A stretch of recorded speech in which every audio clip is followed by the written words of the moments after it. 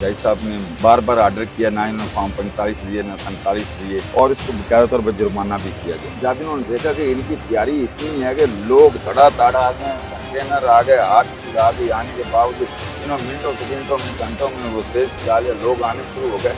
तो इनकी जो स्टडी थी वो इनको बर्दाश्त ही नहीं हो सकता। जहाँ भी खान साहब को पब्लिक को आ जाती है, लेकिन उन्हें लीड करने वाला नहीं होता। जो हमारी लीडरशिप आती है वो प्रेस कॉन्फ्रेंस करती है और चली जाती है। बिस्मिल्लाहिर्रहमानिर्रहीम, अस्सलाम वालेकुम। SNN के साथ में हूँ शाम फुरकान चौधरी।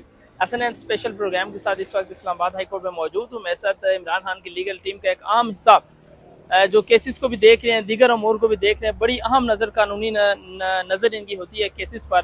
सईद खान साहब मेरे साथ मौजूद हैं। 3 मौज़ूआत पे बात करेंगे। एक, जो जलसा कैंसिल किया गया। दूसरा, इस्लामाबाद के तीनों हलकों के ऊपर क्या पेशरफ्त हुई है। सईद साहब, thank you so much for your time. सबसे पहले मुझे ये बताइएगा, क्या हो रहा है, क्या समझते हैं तीनों हलकों के हकीकी MNA कौन है और ये केस कब तक हल हो जाएगा?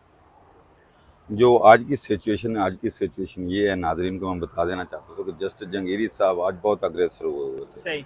क्योंकि इलेक्शन कमीशन और बकाया जो ये तीनों उम्मीदवार हैं, इन्होंने अदम एतमाद का भी इस पे इजहार किया। उसके अलावा इलेक्शन कमीशन से फैसले भी करवाया, स्टे के लिए एप्लीकेशनें भी दी।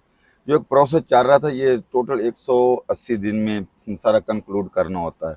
तो इन्होंने उस करने की बजाय इन्होंने दरमियान में रास्ता निकाला। जज साहब ने बार बार ऑर्डर किया, ना इन्होंने फॉर्म 45 दिए ना 47 दिए, और इसको बकायदा तौर पर जुर्माना भी किया गया। आज जज साहब ने सबसे पहले जो प्रोसीडिंग तीन हल्कों में की है, क्योंकि मैं कुछ कैंडिडेट का खुद भी वकील हूँ, तो जज साहब ने सबसे पहले जो लॉ था ना, लॉ की वो सारे वकला जो थे उनके सामने, सारी पार्टियों के वकला के सामने लॉ को रीड करवाया, और उसमें ये चीज करवा दी कि केस जो है डे टू डे चलेगा, इस पे किसी को एतराज नहीं होना चाहिए। और जो इसमें पेशी लेगा या इसमें एडजर्नमेंट लेगा, उसको 1.5 लाख तक जुर्माना भी होगा।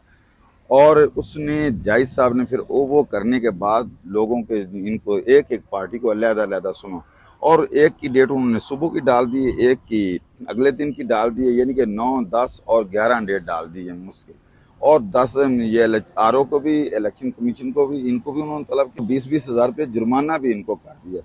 अब इनकी मजबूरी बन गई है कि इन्होंने अकॉर्डिंग टू लॉ, कानून के मुताबिक जज साहब ने कहा कि मैंने इसका फैसला करना, जो डले पहले हो गया। मैं आपको एडवांस बता देता हूँ, अगर जंगीरी साहब ने ये सुना, केस सुना, एक और भी जंगीरी साहब के खिलाफ हो रहा है कि इनको थ्रेट दिया जा रहा है। पहले कुछ और था, अब इनको कह रहे हैं कि आपकी जो लॉ की डिग्री है ये जैली है कराची से। मेरे इंफॉर्मेशन के मुताबिक ये तकरीबन 4:30 बजे इजलास भी है जुडिशरी का, जजेस का।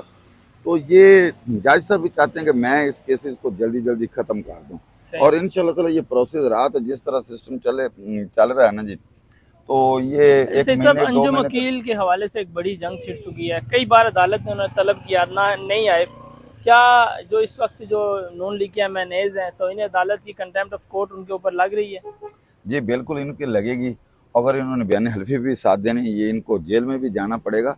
और मैं अगर अकॉर्डिंग टू लॉ, कानून के मुताबिक फैसला हुआ, सीटें भी जाएंगी, इनको जुर्माने भी होंगे, और इंशाल्लाह ताला ये जेल में भी जाएंगे टेम्परिंग में। दूसरा, मुझे ये बताइएगा, क्या वजह है जलसे को? इतनी तैयारियां थी और रूज पर थी, अल्लाह अल्लाह करके आपको इजाज़त मिली थी जलसा करने की।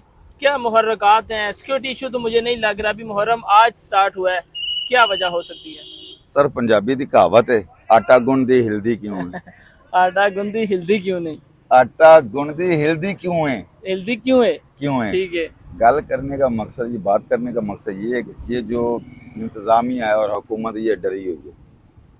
इनको पता है कि जो अवाम है, अवाम खान साहब के साथ खड़ी है। ये सारे के सारे ड्रामे जो NOC जारी किया गया, ये हाई कोर्ट ने इजाजत दी थी, बाबर साहब के कोर्ट से हमें इजाजत मिली थी। उसके बाद NOC जिस तरीके से हमने लिया, आपने देखा अमर मुगल साहब उधर गए थे DC ऑफिस, तो उनको गिरफ्तार कर लिया गया। फिर जारी करने के बाद जब इन्होंने देखा कि इनकी तैयारी इतनी है कि लोग धड़ाधड़ आ गए, कंटेनर आ गए, हर चीज आ गई, आने के बावजूद इन्होंने मिनटों सेकेंडों में घंटों में वो सेज सजा लिया, लोग आने शुरू हो गए।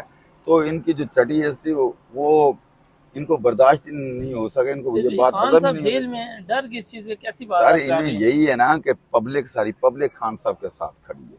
अच्छा, पब्लिक खान साहब के साथ खड़ी है। आगे फिर इन्होंने कैंसिल करके, इनका प्री प्लान था कि ये नोटिफिकेशन जो इन्होंने एनओसी दिया था वो कैंसिल किया। उसके बाद मौजूद अगर लोग ये लीडरशिप उधर आएंगे तो हम इन पे एफआईआर देंगे, 144 नाफिज करेंगे। तो ये इनका प्लान था, और तो कोई प्लान नहीं था, इसीलिए इन्होंने ये सारा सिस्टम किया। ये मुहर्रम वगैरह का, मुहर्रम वगैरह तो ये बहाने हैं। अवाम इस वक्त जो कह रही है, अवाम कह रही है कि पीटीआई वालों से जलसा हो ही नहीं सका, इख्तलाफात थे, मरवत को लाया जाए, मरवत ही है जो जलसे करेगा। ये देखें, जो पब्लिक की डिमांड ये है कि काफी टाइम हो चुका है। सही। जो पब्लिक ये चाह रही है, वर्कर ये चाह रहा है कि हमें कोई लीड करने वाला हो। बिल्कुल, हमें कोई लीड करने वाला हो, हमारे आगे खड़ा हो, हम उसके पीछे खड़े हों। पब्लिक तो आती है, आपने देखा पब्लिक जहाँ भी खान साहब के केसेस होते पब्लिक उधर आ जाती है, लेकिन उन्हें लीड करने वाला नहीं होता। जो हमारी लीडरशिप आती है वो प्रेस कॉन्फ्रेंस करती है और चली जाती है। पब्लिक ये डिमांड कर रही है कि हमें लीड किया जाए, लीड करके। तो उसके लिए वो सारे लोग ये ऑब्जर्व कर रहे हैं कि जो शेर अफजल मरवत है वो लीड भी करेगा और साथ निकलेगा भी। लोग ये बकाया जो है ये लीड नहीं कर सकते, ये आते हैं प्रेस कॉन्फ्रेंस की, आता है कि ये चले जाते हैं, लेकिन जो पार्टी पॉलिसी कोर कमेटी जो डिसीजन लेती है उसके मुताबिक फिर पार्टी ने फैसले करने होते हैं। ये सिचुएशन जबरदस्त। थैंक यू सो मच जी। बिल्कुल, ये सईद खान साहब थे जो इस वक्त करंट सिचुएशन में तज्जिया दे रहे थे। हाँ, अपना इंशाल्लाह फिर मिलेंगे किसी नए टॉपिक के साथ, तब तक के लिए इजाजत दें। अल्लाह हाफिज़।